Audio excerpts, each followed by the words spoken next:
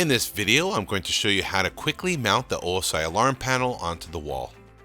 The tools you will need is one drill bit slightly smaller than the wall anchor to create the pilot holes, Phillips head screwdriver or Phillips drill bit, one hammer, and one level. First, on the back of the OSI alarm panel, slide the tamper-proof switch plate down and pull it out. Then place the tamper-proof switch plate against the wall with the flat side facing the wall. Adjust it to where you'd like to have the display installed. Keep in mind that the cable and power supply must be able to reach the electrical outlet. If you need a longer micro USB cable to reach a more suitable distance, you can purchase different lengths such as a 6-foot, 10-foot, or 15-foot, for example, at Amazon. Once you've found the correct spot, take your level and place it underneath the tamper switch to ensure that it's perfectly level.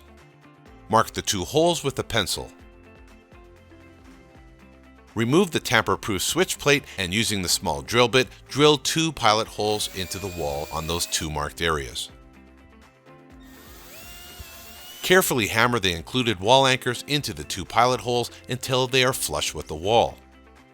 If you're drilling directly onto wood, you can skip this step. Now place the tamper switch back onto the wall and screw it in with the provided screws. Now align the two holes on the back of the OSI alarm panel with the two protruding knobs on the tamper-proof switch you just mounted on the wall. Then press and slide the OSI alarm panel in a downwards position until it is seated tightly in place. Well, we hope this video helped you out, and if it did, please give us a big thumbs up. If you have any questions, just drop us a comment below. And if you want to see more videos, don't forget to subscribe. All the products that you see on our channel are available with free shipping at osigodirect.com or amazon.com. Those links are provided in the description below. My name is Brandon Paris, and thank you for watching.